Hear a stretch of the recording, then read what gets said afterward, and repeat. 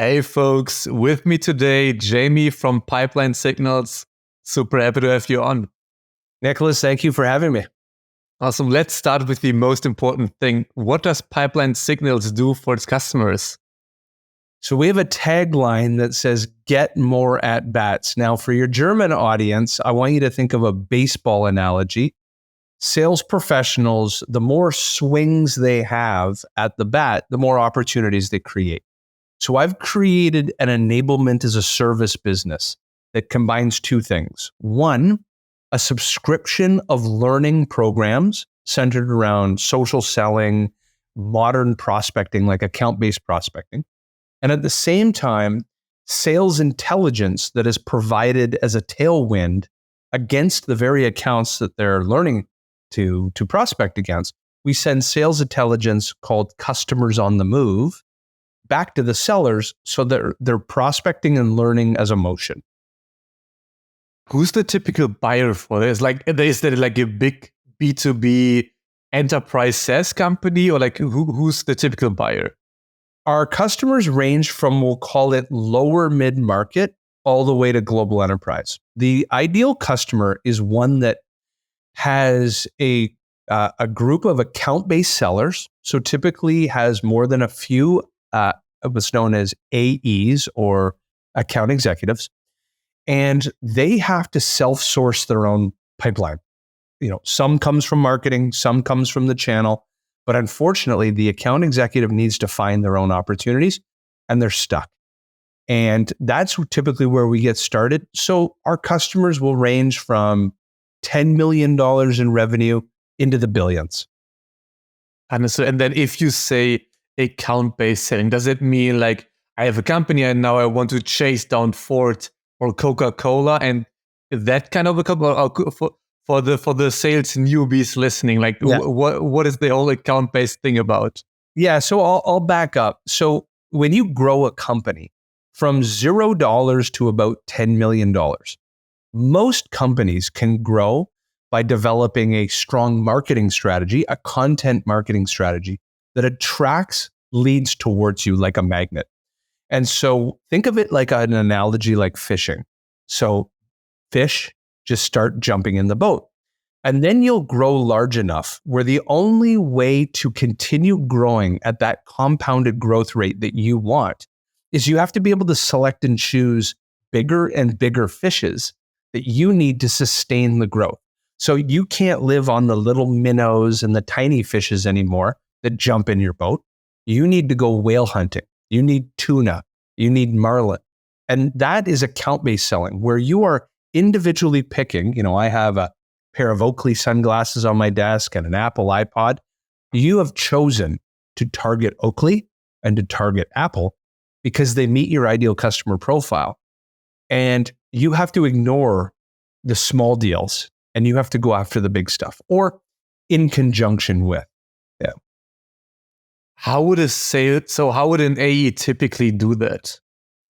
So there's a dance routine, and it's an acronym called SPEAR.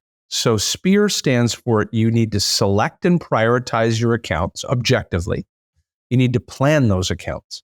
You need to engage those accounts, activate those accounts, and then look at your total addressable market and reprioritize your focus. So SPEAR is this motion that a seller does every month, every quarter, to be able to look at a market, pick 5 accounts, go after them, open doors, reprioritize that market again. That's account-based selling. And the typical deal size for that is like, is that like $100K plus a year? Like, what's the typical deal size? Like, what size do the deals need to be to make that effective or efficient? Most companies start to introduce, and I don't mean that they go or they start to develop an account-based team, typically in the 5 figures. So their deals will be $30,000, $50,000, now $100,000 or euros a year. That's when account-based starts to make sense, because you can attract inbound a 4-figure deal, right? Think of a $1,000 a month product. They'll come in towards you. But when you now have a $3,000 a month product or a $5,000 or a $10,000 a month product, there's a smaller market that are Googling keywords that are now you need to target them. And we have customers as large, they're selling $100 million. We have a customer called Celestica. They only do $50 and $100 million deals. Well, their sales cycles are 3 years long. They're very targeted.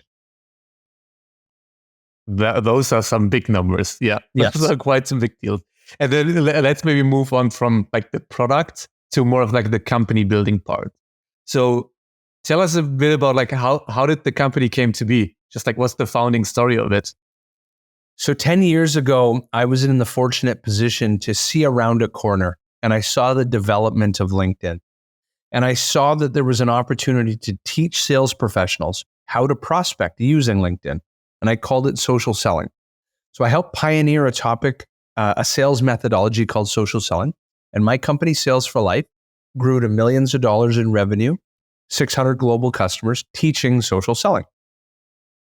When COVID hit, we had a lot of customers who had been asking for a do-it-for-you business. Can you, instead of just teaching my sellers how to do this, can you find these opportunities, this sales intelligence in LinkedIn? Can you find it for us? So we originally created Pipeline Signals as a do-it-for-you SaaS platform that was identifying these job changes for customers. Ironically, as we launched the sales intelligence side of the product, our customers turned back to us and said, this is amazing sales intelligence, but my sellers don't know what to do when they have it. Can you teach them what to do? I said, well, hold on a second.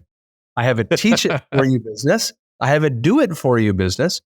So Sales for Life and Pipeline Signals are merging. Pipeline Signals is the going forward brand in which it's two things together that make up a better experience. I teach you the why, I teach you the how as a subscription. So there's many courses you can go through, and we provide you that sales intelligence as a monthly subscription. So is there a pure software package also, or is it like if you buy it, you get both always? You get both always, and think of it as straddling the fine line between SaaS and tech-enabled service, because the learning is in a learning application that is built proprietary to us. So we have a learning management system, software built by us, and all the technology to find you the signals. It's 100% you are a subscription as a service.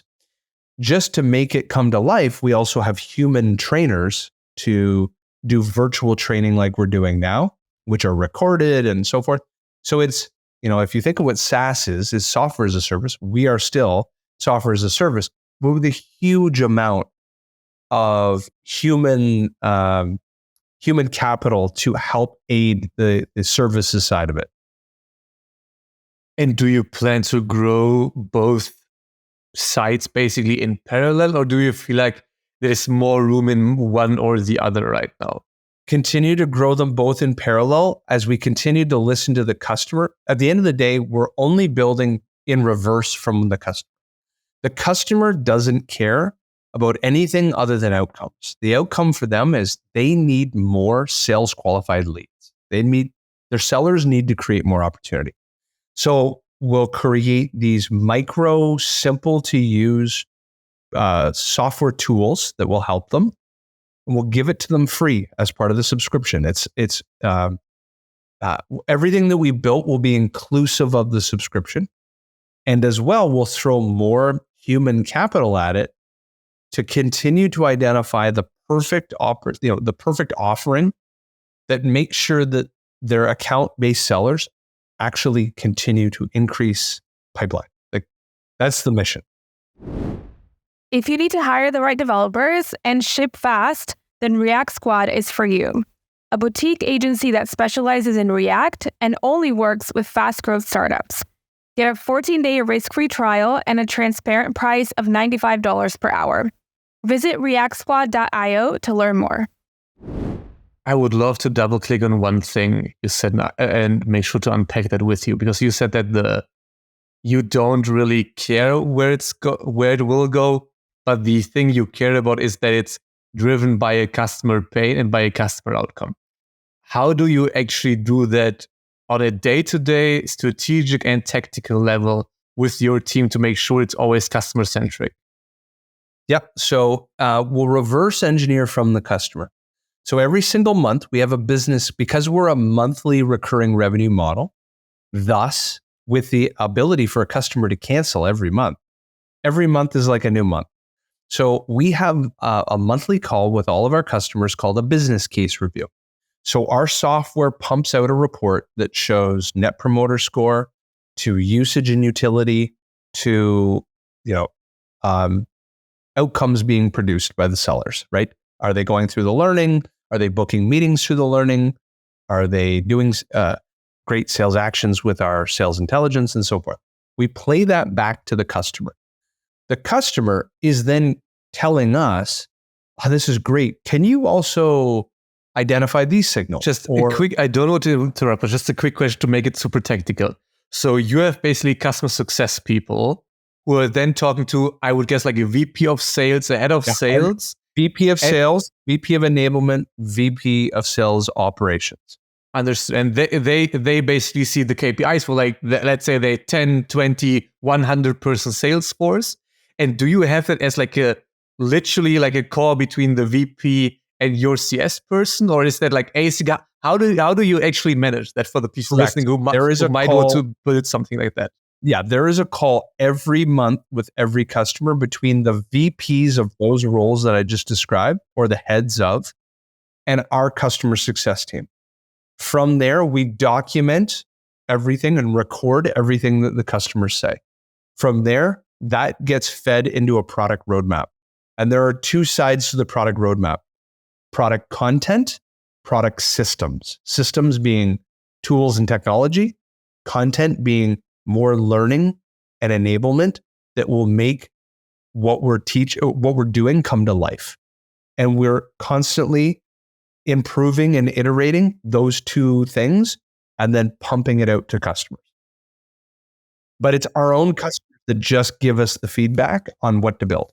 Yeah, I think it's perfect because literally today, a couple of hours ago, pumped out a newsletter where we went through everything that Teresa Torres, I'm not sure if you're familiar with her, wrote about basically like continuous discovery, because I think that's the thing that is often skipped by startups. Basically, in the MVP stage, everybody talks to customers, but then it slowly dies. So I love that you're doing that on a monthly basis. But then how big are those clients for you? Because of course, if I have like a $15 subscription, there's no way I can have a monthly call in the CS. So how could you walk us through the economics for the people who might want to build such a CS team? Yeah, so our ARPU, our average revenue per user or customer, is $3,000 per month. So we are what some companies would deem an enterprise sale. Now, our sales cycle is only 38 days, but you are selling a 5-figure, anything under $25,000 can typically slip into the director level onto credit card. But when you start getting above that level, you're now talking at the VP or the head of department, averaging, $36,000 a year. And that requires a CX team. And then how many customers does one CS person work with? Right now we have 25, we started a year or so ago. So we have 25 live customers. One CX person can work with them all. Perfect. And then do you plan to scale it all roughly with that ratio? Or do you feel like, we might want to go to 1 to 15, or how do you think about that? We anticipate that we'll be able to manage with 2 to 3 CX people. Our goal, we call it Mission 100 customers. We want to be as quickly as possible. And in doing so, we'll have 2 to 3 CX teammates being able to manage all customers. Interesting. And then the content side of things are like very atypical for like a software company. But then how do you, what does the software side of the company look like? Do you have like a head of engineering who builds all of that, or how is that product team structured? We have a head of product, head of engineering is the same person. And they then work with a DevOps team. And all of my talent is offshored. So we have talent in India, Philippines, and Bangladesh. Our DevOps team is in India. And so we just build. Is there a specific reason why you went offshore, or talent? 10x access to talent, 10x labor arbitrage. Essentially, my cost to customer acquisition, like my payback period is 2 months and 1 week for every net new customer. My gross margins are in the high 80s. So I'm able to be profitable in the first year and a half of launching a SaaS software company. And I'll always remain profitable. And that is a huge mistake that I find companies start to lose their own destiny because they raise endless amounts of capital with no intention of being profitable. They can't adjust, they can't tack and weave because they are beholden to investors. They've made too many commitments on the scale at which they're going to grow their sales and marketing. I control the whole destiny. And so if you want to be profitable from day one, offshore. I love that. And just as a last question before we wrap up, what would be a tip for you for people who think about going, like using offshore talent? Any tip or advice? My biggest tip is if it works onshore, it works offshore. It's a legacy bias to believe that any particular role and responsibility cannot be offshored. My marketing team of 6 at Pipeline Signals in Bangladesh. My SDRs, BDRs in the Philippines. My CX team in the Philippines. My product and engineering is in India. Talent is everywhere. And you have to ask yourself, you're sitting in Germany, your social media manager, do you want to pay 50,000 euros a year to do the same thing that somebody could do for 10? Same role and responsibility, same outcome. You just created $40,000 more profit, and then a 20% EBITDA company, a $250,000 of less deals you need to win to remain that same profitability. You control your destiny in much greater fashion. Amazing. Jamie, thanks a ton for coming on today and sharing all of this. Thank you so much. You take care. If you like this episode, then you'll love the SaaS Operator, a weekly newsletter brought to you by EarlyNode, with actionable insights from SaaS experts in the industry, delivered right to your inbox every Tuesday for free. Visit earlynode.com to subscribe.